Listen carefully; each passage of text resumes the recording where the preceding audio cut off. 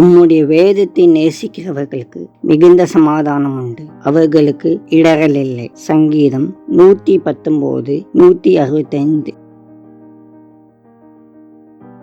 தேவனே வேதாகமத்தின் ஆசிரியர். இதில் அடங்கியுள்ள சத்தியம் மட்டுமே மக்களை உண்மையான மகிழ்ச்சிக்கு வழி நடத்தும். மேலும் எந்த வயதில் உள்ளவர்களுக்கும் தேவையான வழிகாட்டுதல் பரிசுத்த வேதாகமத்தில் உள்ளது. உங்கள் வாழ்க்கையை மாற்றவும் உயர்த்தவும் தேவையான சத்தியம் பரிசுத்த வேதாகமத்தில் இருக்கிறது.